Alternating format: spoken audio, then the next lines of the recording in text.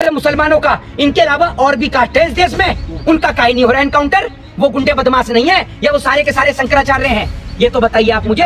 भाजपाई बलात्कारियों को कब मिट्टी में मिलाएंगे, ये तो बताइए।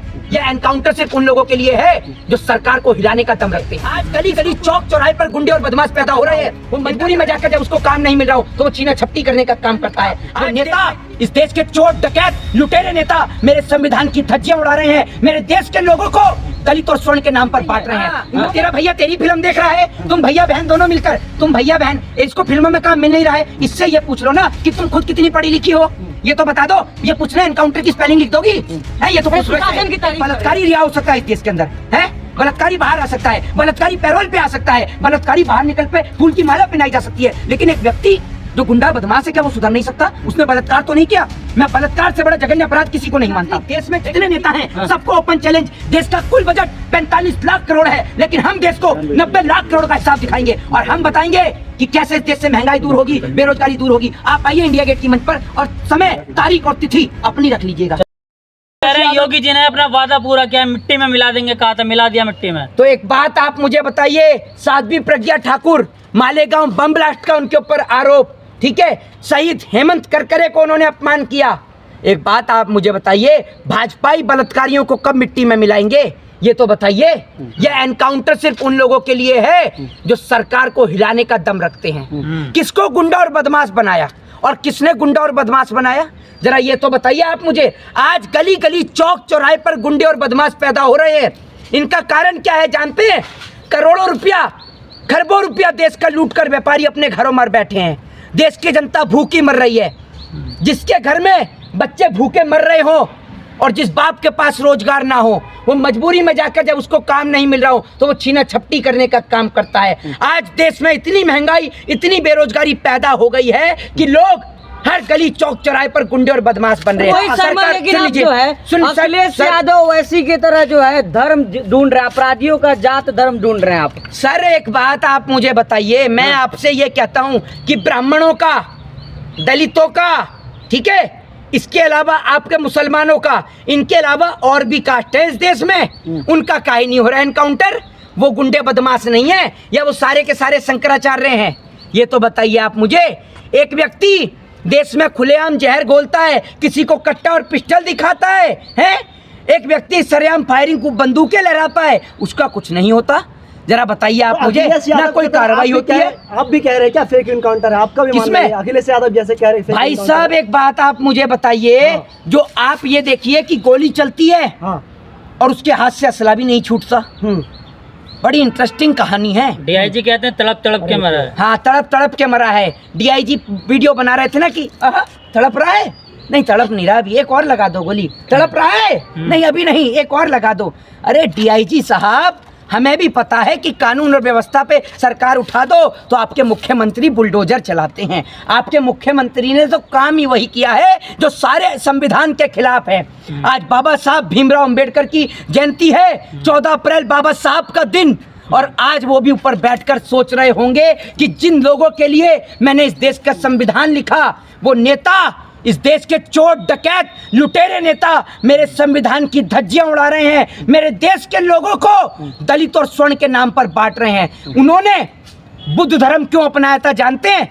बुद्ध धर्म अपनाने का कारण यही था कि इंसानियत और मानवता से बड़ा कोई जाति, कोई धर्म और कोई मजहब नहीं होता। इंसानियत सर्वश्रेष्ठ है। एक बात आप मुझे बताइए, मैं मानता हूं कि भैया उन्होंने गलत किया, मैं मानता हूं कि अतीक अहमद बदमाश है, गुंडा है, बिल्कुल, और उसको बदमाशी और गुंडे की सजा मिलनी चाहिए, लेकिन ये गलत है कि आप उसका एनकाउंटर करें, उसके बेटे का एनकाउंटर करें। एक बात आप मुझे बताइए, एक मौका उसे सुधरने का दिया जा सकता है, नहीं दिया जा सकता? लेकिन पुलिस और एनकाउंटर पे जो है कंगना रनावत कह रही है कि मेरे भैया योगी जैसा कोई नहीं है। हाँ, तेरा भैया तेरी फिल्म देख रहा है, तुम भैया बहन दोनों मिलकर, तुम भैया बहन, इसको फिल्मों में काम मिल नहीं रहा है, इससे ये पूछ लो ना कि तुम खुद कितनी पढ़ी लिखी हो, ये तो बता दो।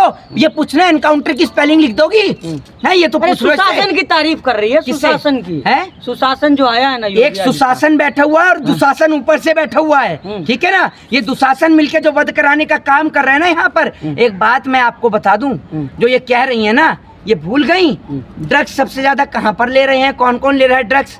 एक बात आप मुझे बताइए, ये तो बताइए आप मुझे, एनकाउंटर से आप बहुत खुश है, जिसके घर का दीपक बुझाए जरा ये पूछिए। मैं बिल्कुल कहता हूँ आपसे कि अगर कोई गुंडा बदमाश करता है, क्या वो व्यक्ति सुधर नहीं सकता है?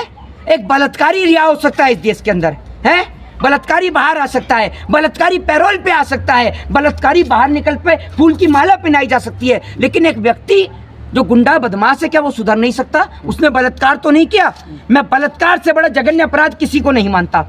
एक व्यक्ति को आप मार दो वो ठीक है, लेकिन अगर आप, मैं सपोर्ट नहीं कर रहा चीज को, मैं एक बात बोल रहा हूँ, एक एग्जाम्पल के तौर पर, मैं खुद कानून का छात्र और मैं महात्मा गांधी में भरोसा रखता हूँ, सत्य और अहिंसा में भरोसा रखता हूँ, ठीक है? तो मैं कह रहा हूँ कि एक व्यक्ति अगर किसी का मर्डर कर देता है तो एक बार को फिर भी ये चीज गलत है, लेकिन मैं कहता हूं कि किसी की इज्जत और आबरू लूटना सबसे जघन्य अपराध है, और वो जघन्य अपराधी बाहर घूम रहे हैं, उनके ऊपर कोई लगाम नहीं कस रही सरकार। बताइए ना आप मुझे, उत्तर प्रदेश में बहन बेटियां सुरक्षित नहीं है, मुख्यमंत्री बोलते नहीं है, गूंगे हो जाते हैं।